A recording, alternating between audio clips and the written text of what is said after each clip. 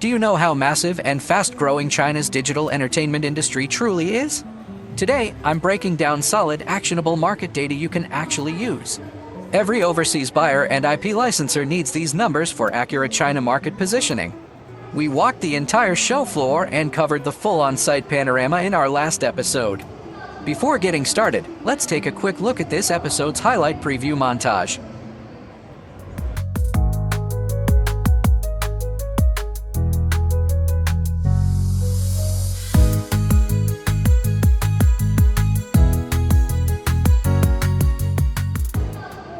Now, let's cut straight to in-depth business analysis for ChinaJoy 2026. This is the 23rd ChinaJoy, held in Shanghai with the theme Play with AI. And this year's edition has set a brand new industry record. This year's exhibition spans over 140,000 square meters. It features 902 exhibitors across 39 countries. Among these exhibitors, 275 are overseas companies. For benchmark reference, the 2025 show attracted 410,000 visitors. Official full visitor statistics for 2026 will be released after the show closes. Back in 2024, the exhibition covered 130,000 square meters, with 743 participating brands and 367,000 on-site visitors. In 2025, the scale expanded to 135,000 square meters and 799 exhibitors. Visitor volume surged to 410,000, hitting a historic high at that time. Fast forward to 2026, venue scale has grown 8% year-on-year, while total exhibitor numbers have jumped 12%. This steady upward trend proves the entire industry is still in solid expansion. China's core gaming market reaches 350.8 billion RMB in scale, maintaining a stable annual growth rate of 7.68%. The esports segment delivers even stronger momentum. It's worth 170.1 billion RMB, with an annual growth rate of 18.96%, far outpacing traditional game business growth. Gaming hardware and peripherals also sustain healthy growth, with annual growth consistently staying between 6.5 and 7%. When we combine core games, esports, gaming hardware, and licensed merchandise, the overall digital entertainment ecosystem easily surpasses 1 trillion RMB in linked economic value. This is a multi-layered market with highly reliable long-term growth potential. All growth figures you'll hear are field verified and cross-checked with official CADPA industry reports. First, game IP and esports content. This track grows steadily at 8 to 10% annually. These IPs maintain continuous content updates and operate standardized licensing frameworks. For overseas brands, they represent low-risk, long-term partnership opportunities. Second, physical collectibles and anime game merchandise. It's the fastest consumer-growing segment at the entire show, rising 9 to 11% per year. Fan loyalty is extremely high, with consistent repurchase behavior across all age groups. This is no longer a niche fandom business. It has evolved into a solid, mainstream profit-generating market. Third, professional gaming hardware and peripherals. This segment holds steady at 6.5 to 7% yearly growth, backed by China's highly mature supply chain ecosystem. It supports advanced mold development, high-precision assembly, and flexible mass production. This enables overseas brands to secure stable bulk orders and tailored hardware solutions locally. The audience analysis below combines official 2025 industry survey data and my on-site field observations. The core visitor base falls between 18 and 34 years old, accounting for 81.4% of total attendees. This is the core paying consumer group for the entire industry. Visitors aged 14 to 17 make up roughly 10%, based on my field estimate. The 18 to 24 age bracket takes 33%, fully verified by official data. 25 to 29-year-old visitors account for 31%, and 30 to 34-year-old professionals make up 17%. We are also seeing rapid growth among mature audiences aged 35 and above. My on-site tracking shows this demographic is growing over 30% year-on-year. They strongly favor high-end immersive devices and professional-grade gaming equipment. On top of consumer visitors, we have a strong presence of pure B2B attendees. Global buyers, licensing agents, and industry operators gather here. targeting long-term, high-value strategic partnerships. Never mistake ChinaJoy for a casual fan gathering. It serves as the most credible real-time barometer for China's digital entertainment industry. Annual crowd behavior and booth performance clearly signal where the market is heading. The entire exhibition revolves around 3 tightly integrated core zones: game IP showcases, physical collectible displays, and professional gaming hardware booths. Together, they form a complete closed-loop industrial ecosystem. First zone, game IP showcases. The old stereotype is no longer true. China's gaming landscape no longer relies heavily on imported overseas titles. Local teams now operate fully mature, end-to-end business models. They develop original IPs, sustain long-term game operations, deliver consistent content updates, and execute professional licensing and localized marketing strategies. The IPs showcased here are far more than short-lived viral sensations. They feature solid fan communities, complete narrative frameworks, and reliable content iteration cycles. These IPs dominate local online discussions and serve as ideal low-risk, long-term brand cooperation targets. The entire content industry chain is now standardized and highly scalable. Overseas brands can easily join co-branding projects, launch localized product lines, and build in-depth industrial collaboration. Second zone, physical collectible zones. This is my most trusted source for real market data. Industry research reports can be inflated. Social media buzz can be artificially created. But real consumer spending on site never lies. Physical figures, statues, and limited edition merchandise directly reflect an IP's true commercial value. On-site consumer behavior delivers the most authentic, actionable business intelligence. Any IP that fails to drive real consumer purchases has no sustainable commercial future. Top-selling collectible items on-site clearly indicate which IPs carry loyal fan bases, strong repurchase willingness, and long-term profit potential. This brings massive advantages for global buyers. There's no need to speculate on market trends behind closed doors. You can directly observe crowd popularity, pre-order volume, and real-time on-site sales. By tracking 3 to 5 consecutive years of ChinaJoy data, you can filter out fleeting trend IPs and lock down stable, high-value brand resources. Third zone, professional gaming hardware zones. This is where China's hidden industrial strength shows. Compelling IP content attracts consumer traffic, while hardware manufacturing represents tangible industrial strength. China's digital industry thrives precisely because it integrates high-quality content IP with a complete, mature supply chain system. The show showcases a full spectrum of premium gaming hardware, including high-refresh keyboards, professional headsets, precision accessories, XR devices, and IP co-branded hardware products. All these products require sophisticated mold design, precise assembly, and flexible batch production capabilities. A thriving digital culture industry always relies on solid manufacturing infrastructure. ChinaJoy's greatest advantage lies in combining market-verified hot IPs with powerful local production capacity.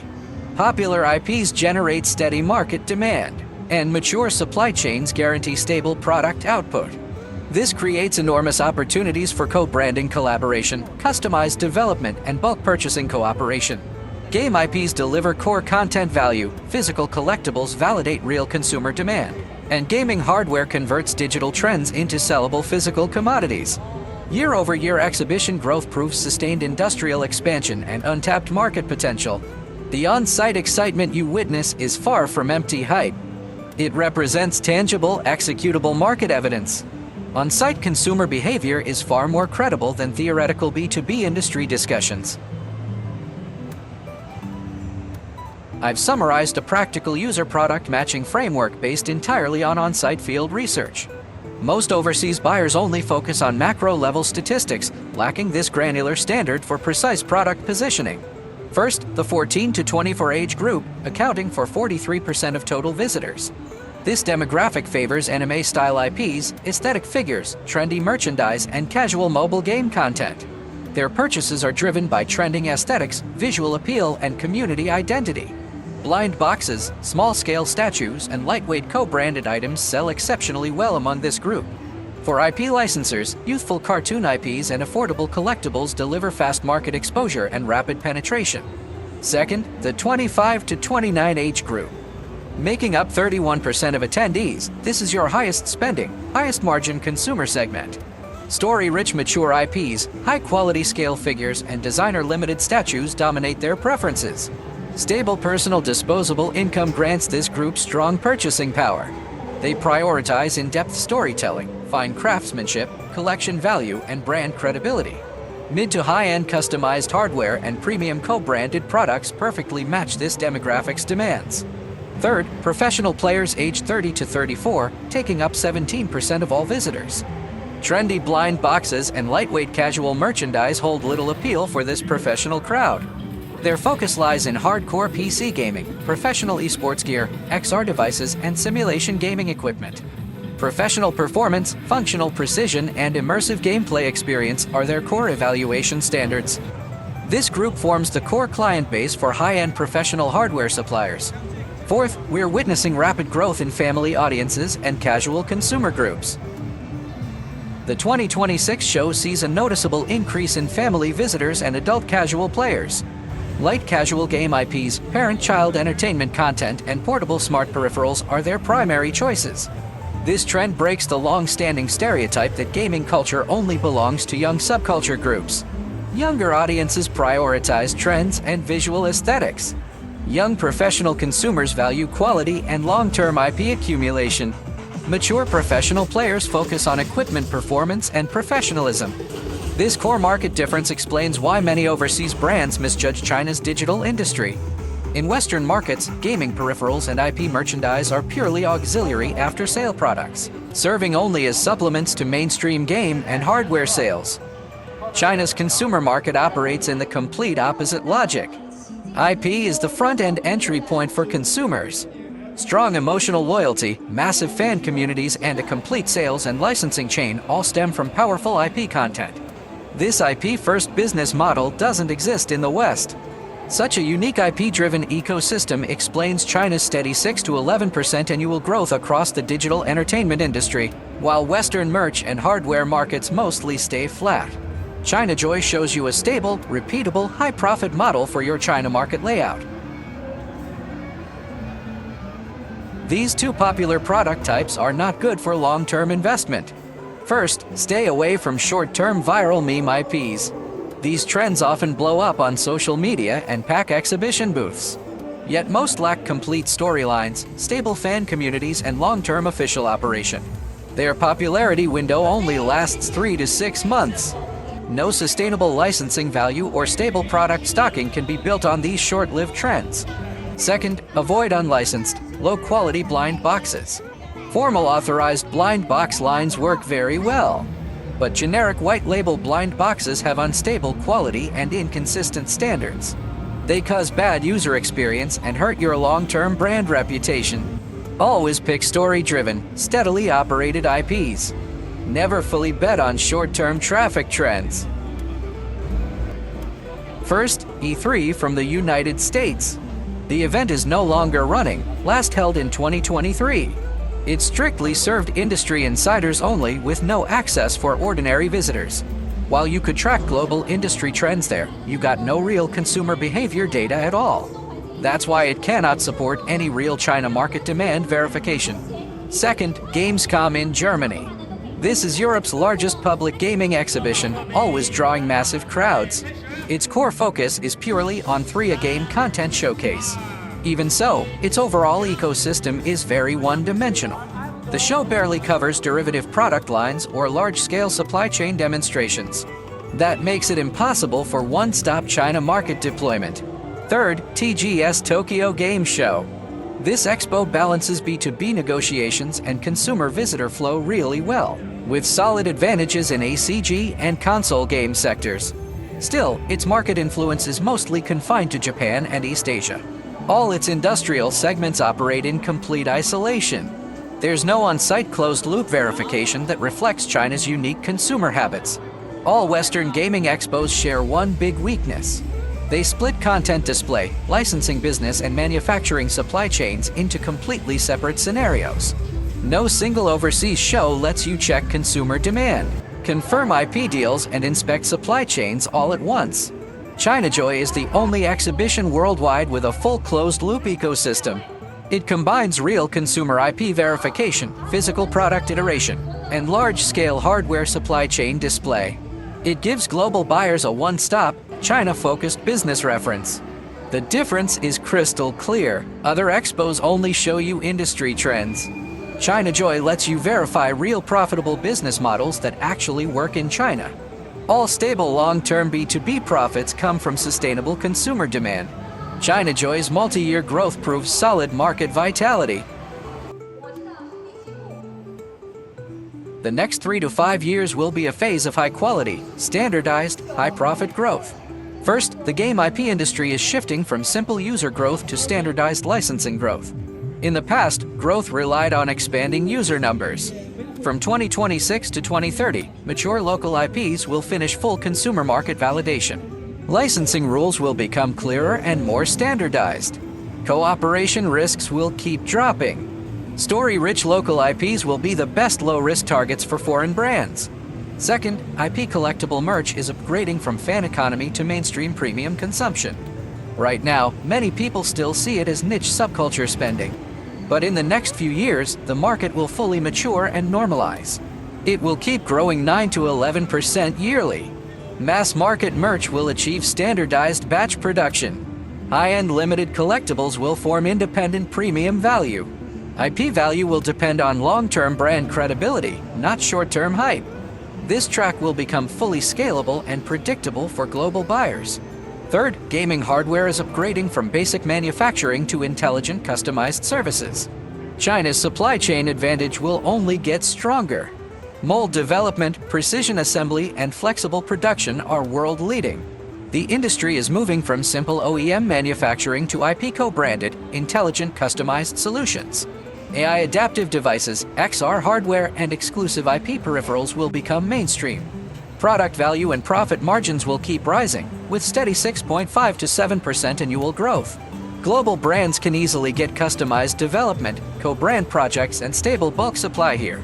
Overall, industry judgment is very straightforward.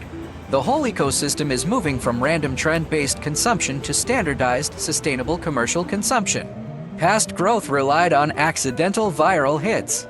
Future growth will rely on standardized content, standardized products, and mature supply chains.